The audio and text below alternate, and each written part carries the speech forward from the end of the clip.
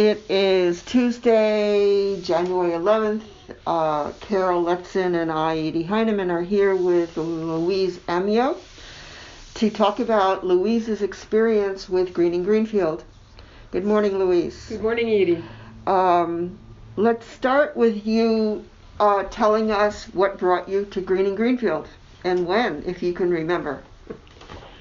Okay, what originally brought me to Greening Greenfield was the experience of seeing Turtle Island Medicine Show in 2008, I believe. Yes, that was my introduction to GG.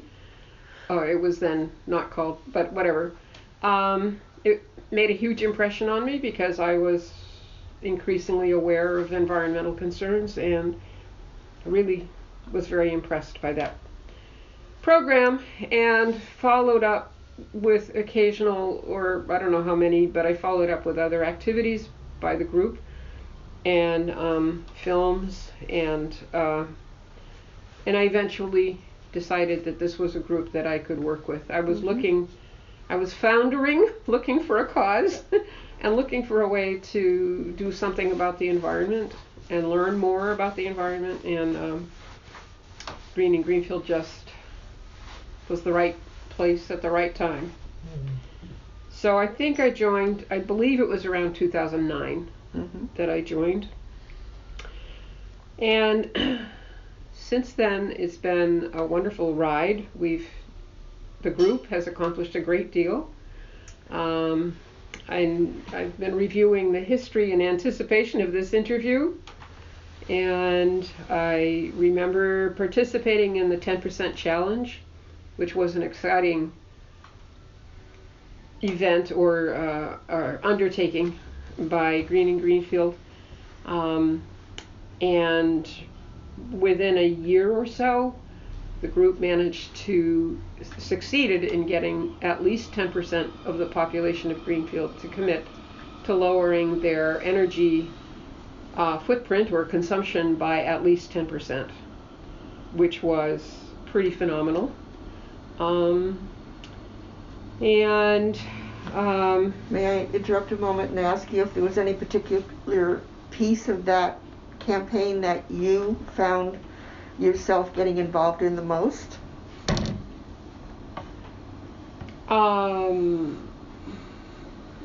Probably some writing for the paper. Okay. That's something I enjoy doing.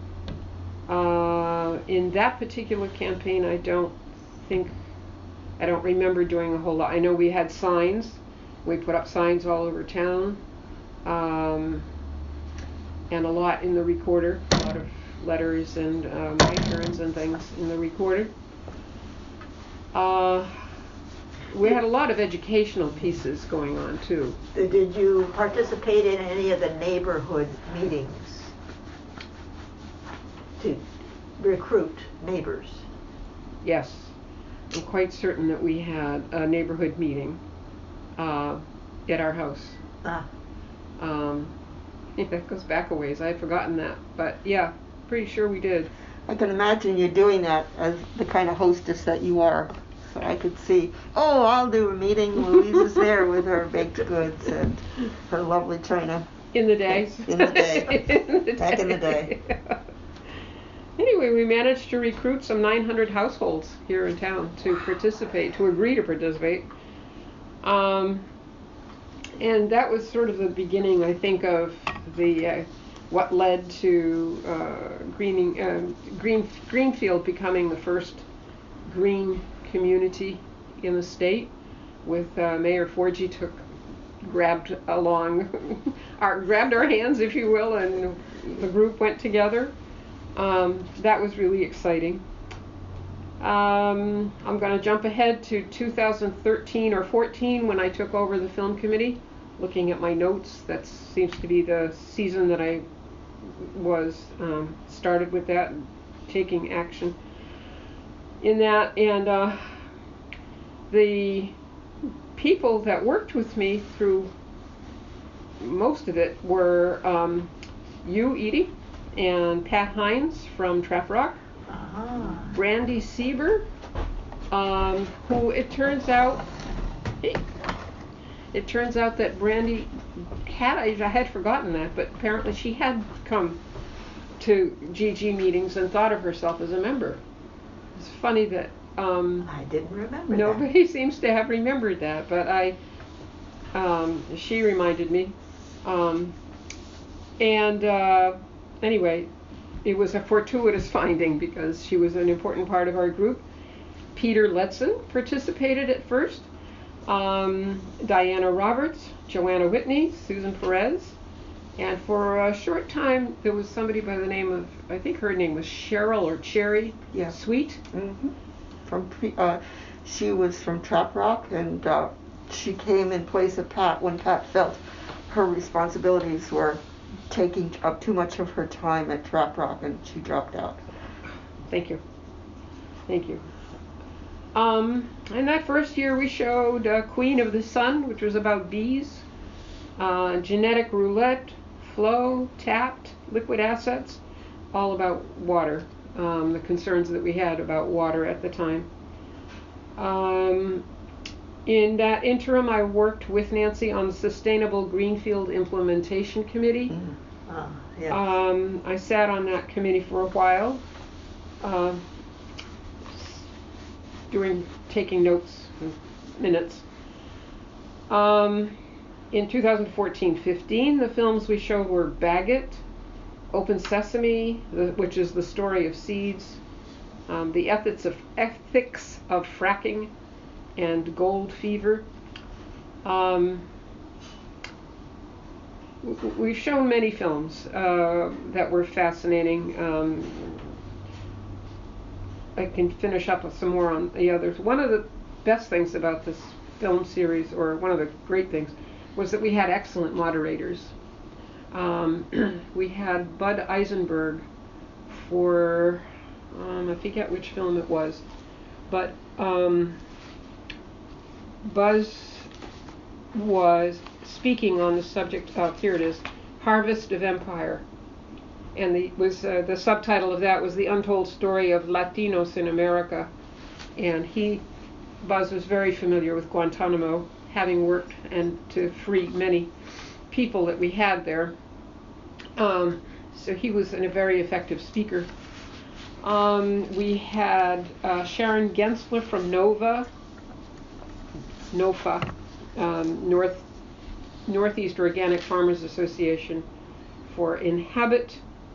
We showed Renewables Are Ready, which was a film that was made by Pat Hines, in which she moderated. We had Lee Youngblood, the director of Mount Grace Land Trust, for The Return of the River. Yep. We had some really nice, wonderful speakers. So in addition to films, I participated in several of the green fairs that we held, and also in the science and sustainability expos that we did with the high school and junior high school students. And the Little E workshops on the greening of homes and yards and gardens and stuff. I think most of us participated in those in one way or another, either leading talks or taking attendance or whatever it was. I believe that Little E workshops, this is the first I've heard of it, so can you tell us a little bit more about what they were? They were, as I recall, they were workshops that were given at the fairgrounds. They were part of the green fairs. The green fairs, yes. Perhaps, I do know or what an that extension is, of which they were listed differently in the history. When I came, there was 2 categories of which there would be a listing of energy-related workshops and then gardening-related workshops. I recall that. That was when I first came, and that was sort of the last 2 years that occurred. But I see what you're referring to. Thank you. Right. And in addition to, other than films, other things included working with the 5th graders on the river projects, especially the cleanup, the river cleanup, and delivering the fish fry to the river. That's right. In some small That's way, right. participated in that. And since then, the more recent projects were the plastics, trying to get the town to ban single-use plastics, which were the single-use plastic water bottles, the single-use shopping bags that all the stores were giving out, and styrofoam. We did, on 2 separate occasions, we managed with the bags first, and then a couple of years later we managed to get rid of the styrofoam takeout. We've never gotten rid of the plastic water bottles, but we did have a project of trying to get the community to be aware of their single-use plastic water bottles, and we connected with businesses in town to agree to provide water to people to refill their refillable bottles. How did you go about doing that? Did you locate suppliers on Main Street, for example, who would agree? We went from store to store to store and asked them if they would consider providing, pitchers of water or whatever to refill water bottles. And the stores that agreed, we made note of, and then we developed this little map that the stores that agreed to give out water also agreed to offer the maps to people so that they could see which stores, where else they could get their bottles refilled. And I think it was in place for maybe a summer. I think that was just before COVID or something. I don't know what came up, but something just didn't last. But it was fun trying. Yes, I remember. We worked hard on that map. So I'm trying to put this in place with the origins of this. Was it an idea that just popped up, or did it start somewhere else? And if I recall, there was someone either within Greening Greenfield, perhaps Sandra Boston, I'm not sure, who had learned about an organization called CELDEF, and CELDEF came and gave a workshop, and the origins, that workshop did involve a lot of Greening Greenfield people, I believe, and out of that came an organization which I'm going to take a chance. I don't know if Sandra was the lead or she was very actively involved in it, and creating an organization called Rights of Nature. Mm-hmm. And out of that came an ordinance for the plastic bottles. Have I got that history traced accurately, or how do you remember that? I believe you're accurate. Yep, I believe you're accurate.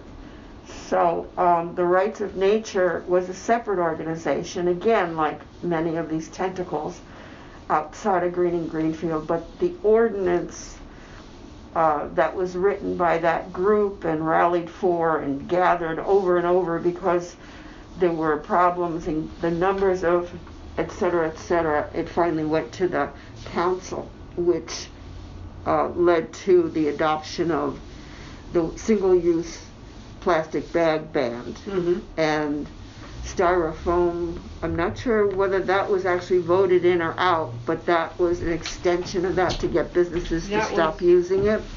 The styrofoam was definitely a referendum question. Okay. I think the plastic bottles were too. Yes. Yeah, they were both referendum. So that was an ordinance that went up for referendum, initiated by Rights of Nature, but involved with a lot of Greening Greenfield people. Correct. So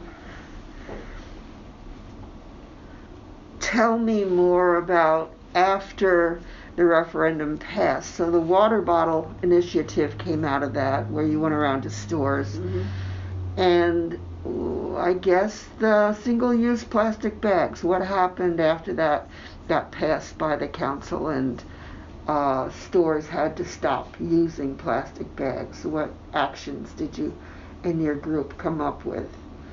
It started in Rights of Nature, but is that right?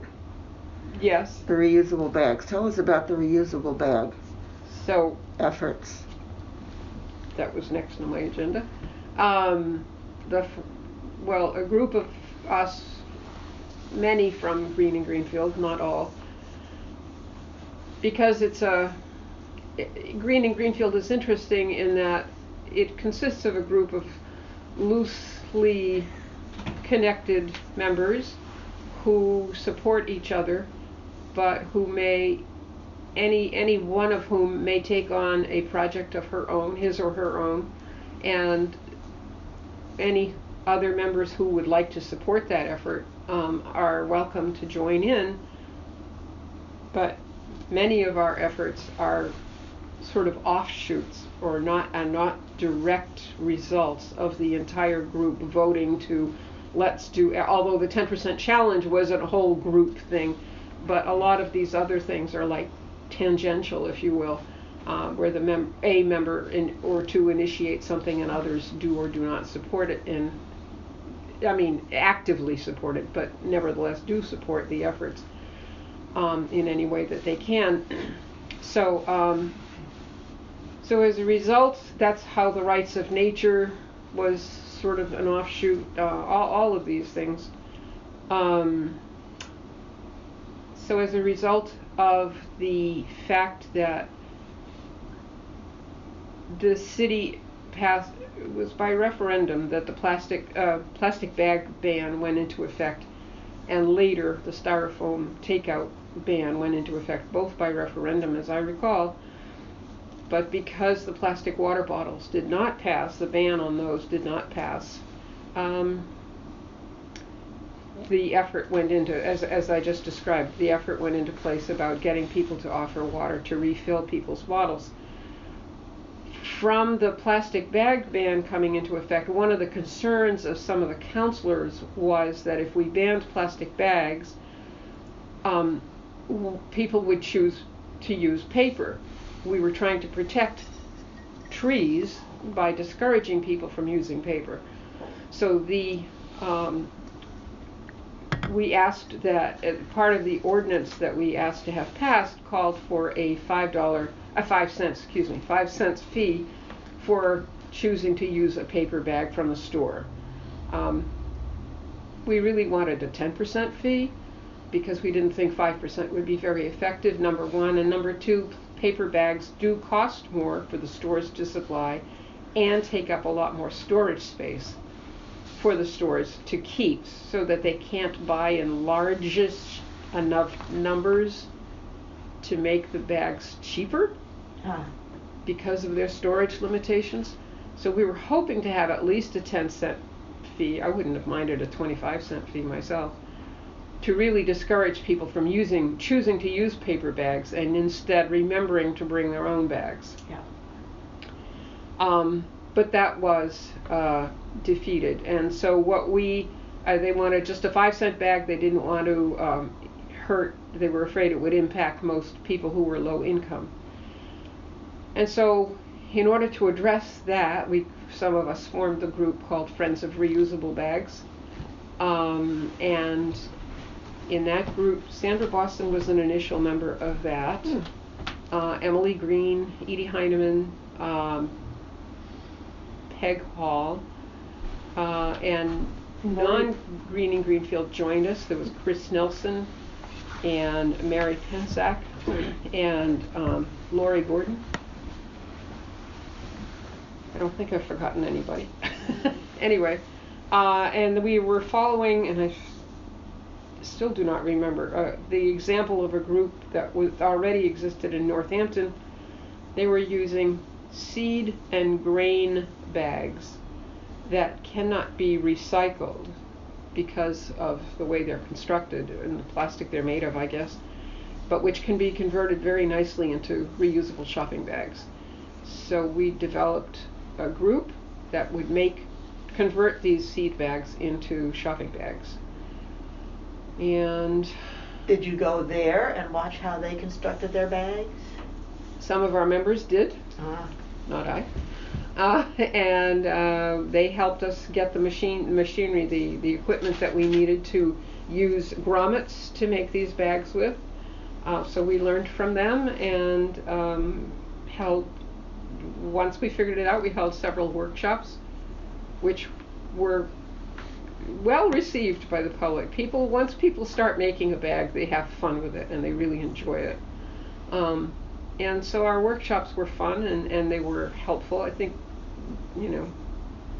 quite a number of bags were made by the people who were attended and by ourselves. We managed to give away, I don't know, overall in the time that we've been doing that, I don't know, a couple hundred bags? I don't know. Also, Mary Pensack was making bags from fabric because she worked at the textile company. Thank you. Yeah. And had easy access to fabric, and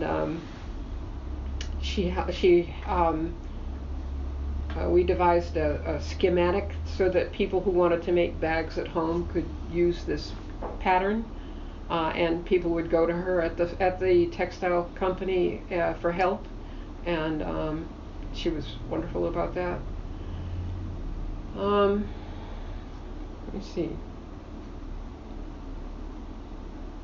I think right now, because of COVID, we're not able to hold these workshops.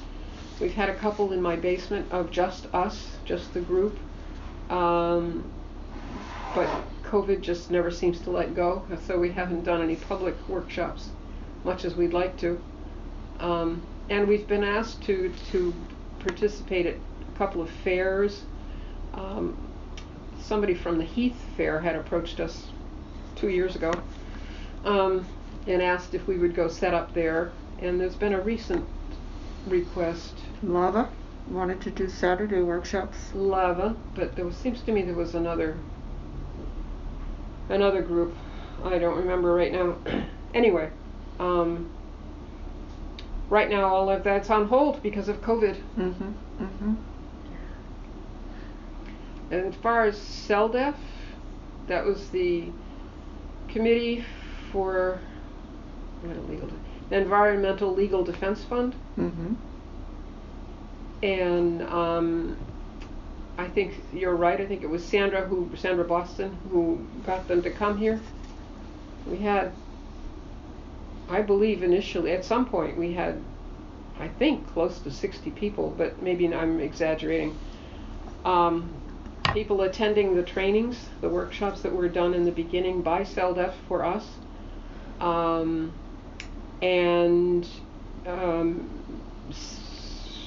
Probably 20 or 25 of these people continued to meet afterwards, initially anyway.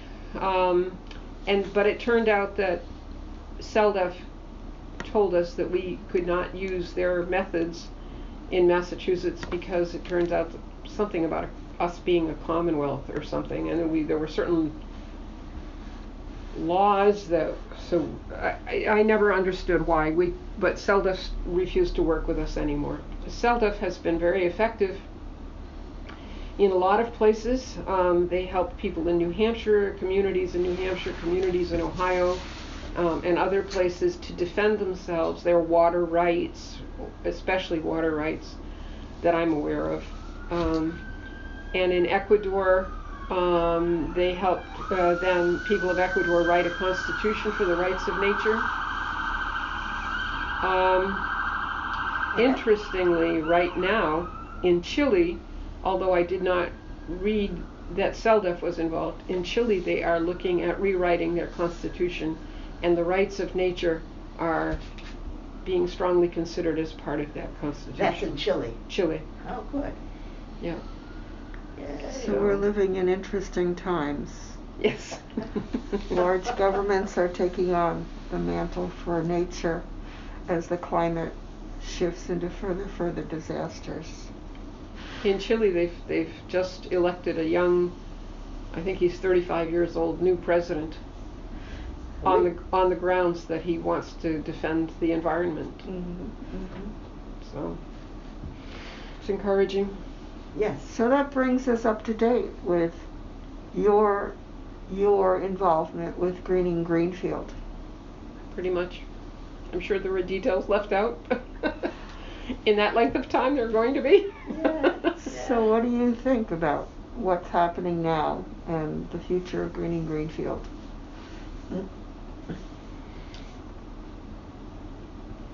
one of the things I didn't say was how important Greening Greenfield has been to me from a friendship point of view. It's interesting that many of the members are in my age group, and it's just been lovely to have so many people who think like I do about the environment, and who have educated me along the way and helped guide me. That's been, for me, a very, very important characterization, I guess, or of my relationship with Greening Greenfield. The future of Greening Greenfield, I don't know. We're getting older. Hopefully we can gather some younger blood as some of us are backing out. Sandra, Becca, me, slowly backing out. I dearly hope that people like Mary Westervelt and Peg and the younger people will be able to carry it on. I think it's going to probably take on slightly different iterations. The fact that we have no officers is fascinating. We've never had officers. I don't believe we ever have. No. And so the responsibilities for what's going on are shifted. It's your turn, it's my turn, okay. Which is not something I think I've encountered anywhere else. And if anything, that could be the future. That could spell the future, is that it could be good for the future of Greening Greenfield, that those responsibilities are shared, if that continues. Because there's no cult of personality, or it certainly limits that. Right. I feel that, this is Carol speaking, I feel that because there's this spread of responsibility, and it's going to be your turn sooner or later, and you pay attention. I think that helps with the attention span. Which ain't bad. Yeah. I think also I want to comment in this interview that over the time Greening Greenfield has benefited, so much so, from the support of people like Edie, who have decided that she can handle the technology and maintain the website and have been trained in so many ways so she can do the email system, and it's just a gift to Greening Greenfield. Absolutely. Yeah, and she has trained herself. That's greased the wheels. Absolutely. Yeah. I don't think we'd be where we are right now in 2022 without Edie's determination to learn. It appears to me, now that we're immersed in COVID with such an uncertain future for everybody, and climate change is now a fact, that few deniers, only the hardcore deniers, can still sit in their little rabbit holes. I'm wondering what you think about the advocacy element of Greening Greenfield. How do you see that evolving or not? And if you do see it evolving, what do you think about it? And I'm talking, not trying to be too circumventive here, but I'm talking about legislative issues, primarily political issues. Do you have any thoughts on that? And Greening Greenfield, who has always said no politics in this room, from my experience. Right. It's an interesting question, Edie. Greening Greenfield has always chosen not to take political stands, and yet today, I think, there's almost nothing that hasn't been given a political overtone. From climate change to COVID, everything seems to be political, no matter what position you take. I was wondering, as I was thinking about Turtle Island and how impressive it was, how many people Greening Greenfield reached with Turtle Island, and which led eventually to the 10% challenge, which was, again, I mean, a lot of people were aware of Greening Greenfield existing because of these activities. I think we have become a little bit less visible. But the challenges exist. I mean, right now, some of our members have taken on the quest of getting the public involved in the relicensing of the Northfield Pump Storage Facility. And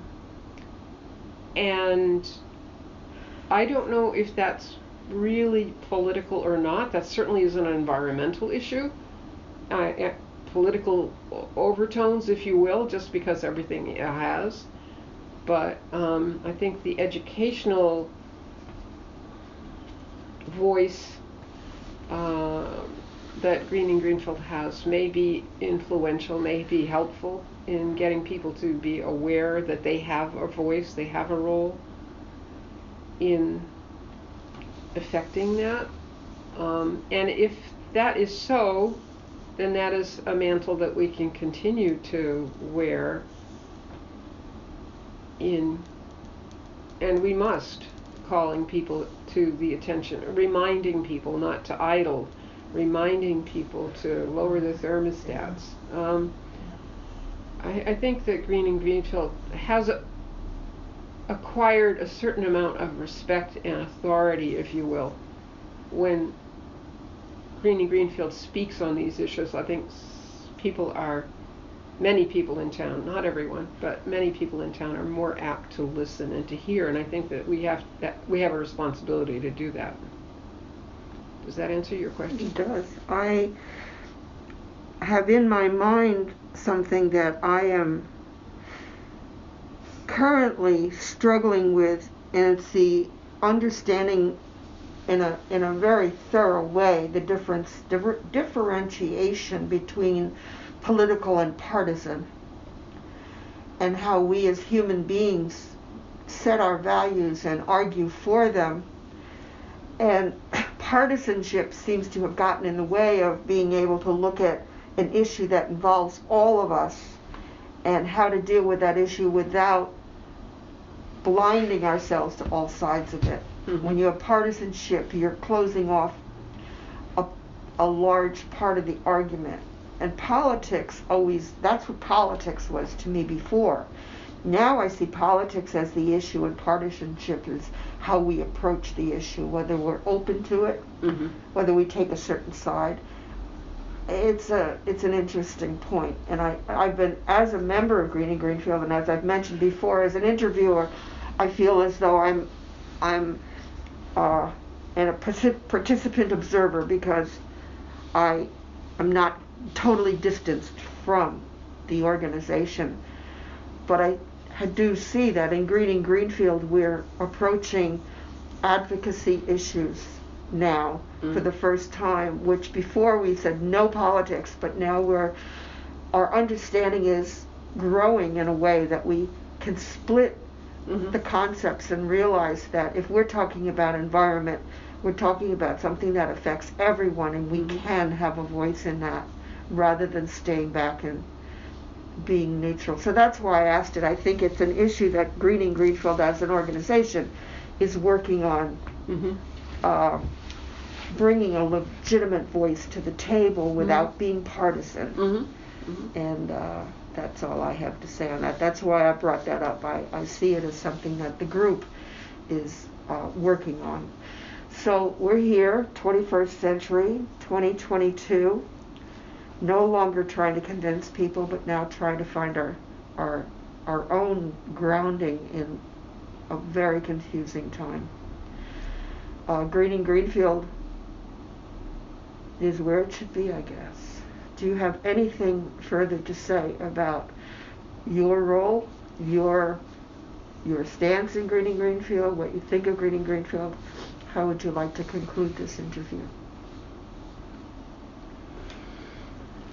I guess in conclusion, I'd like to say that I'm very grateful for Greening Greenfield. I'm grateful for their very existence, for what they have taught me and taught my community, what they have enabled us as a community to move to, more consciousness of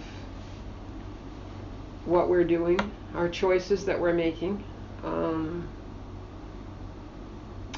And I'm grateful for being allowed to join and welcomed, and for the friendships.